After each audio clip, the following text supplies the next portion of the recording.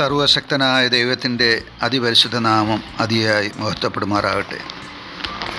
കർത്താവിൽ പ്രിയരെ, നിങ്ങൾക്ക് ഏവർക്കും ജീസസ് വോയിസ് മെസ്സേജ് എന്ന പ്രഭാത ദൈവവചന ധ്യാന ശുശ്രൂഷയുടെ പുതിയൊരു എപ്പിസോഡിലേക്ക് സ്നേഹത്തോടെ സ്വാഗതം.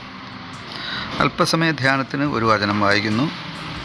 അപ്പോസ്തലനായ പൗലോസ് എഫേസ്യർക്ക് എഴുതിയ ലേഖനം അധ്യായം 2 1 തിരുവചനം. അതിക്രമങ്ങളാലും പാപങ്ങളാലും മരിച്ചവരായിരുന്ന നിങ്ങളെയും അവൻ ഉയർപ്പിച്ചു. ഇവിടെ നാം വായിച്ചു കേട്ട വേദഭാഗത്ത്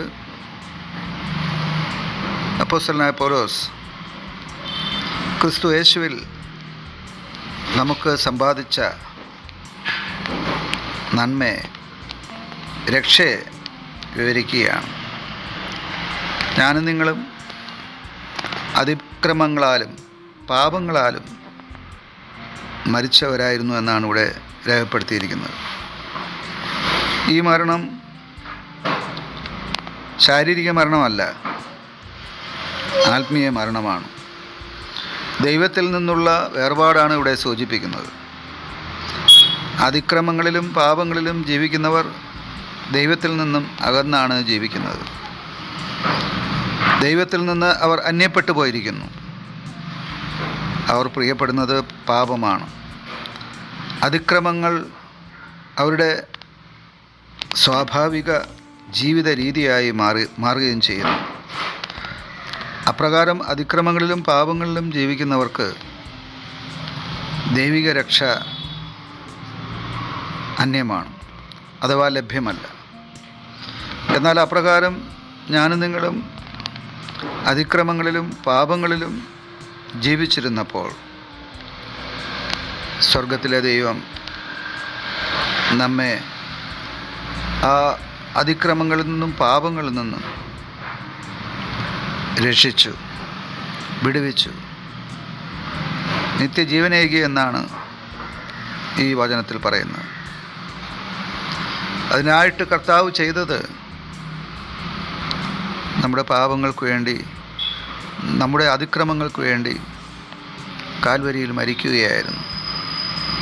യേശുവിൻ്റെ മരണമാണ് മർത്യൻ്റെ ജീവനായി മാറിയത്.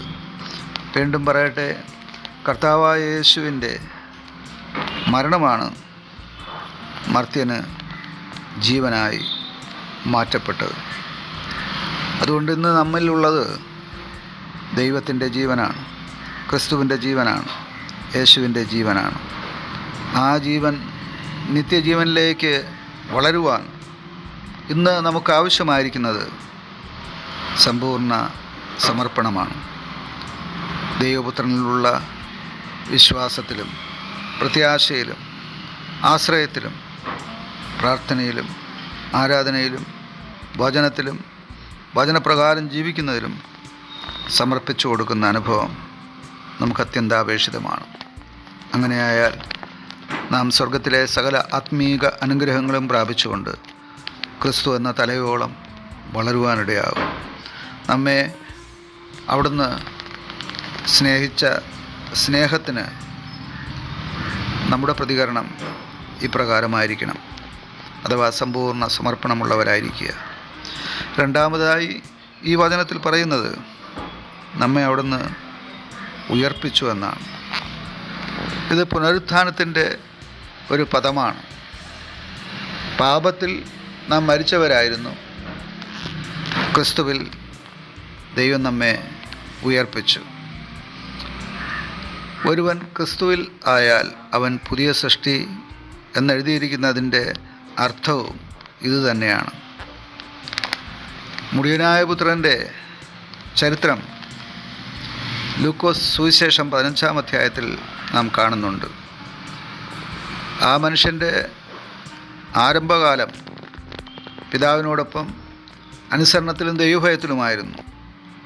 എന്നാൽ 2-ാം ഭാഗത്ത് നാം കാണുന്നത് അതിക്രമങ്ങളിലും പാപങ്ങളിലും മരിച്ച അവസ്ഥയാണ്. എന്നാൽ അവൻ അനുതപിച്ച് ജീവിതത്തിൻ്റെ 3-ാം ഭാഗമായി വീണ്ടും യഥാസ്ഥാനപ്പെട്ടതായി നാം കാണുന്നു. അപ്പൻ്റെ അടുക്കലേക്കും അപ്പൻ്റെ ഭവനത്തിലേക്കും തിരിച്ചു വന്ന് അവൻ അതേ മരിച്ച അവസ്ഥയിൽ നിന്ന് ഒരു പുനരുത്ഥാനത്തിൻ്റെ അനുഭവത്തിലേക്ക് വരുവാനിടയായി. നമ്മുടെയും ജീവിതം ഈ ഏത് ഭാഗത്താണ് ഇപ്പോൾ ആയിരിക്കുന്നത്? ഉടനായ പുത്രൻ്റെ ആദ്യ ഭാഗത്തിലാണോ, രണ്ടാം ഭാഗത്തിലാണോ, മൂന്നാം ഭാഗത്തിലാണോ? ധ്യാനിക്കുക, ചിന്തിക്കുക, യഥാസ്ഥാനപ്പെടുക. ആമേൻ.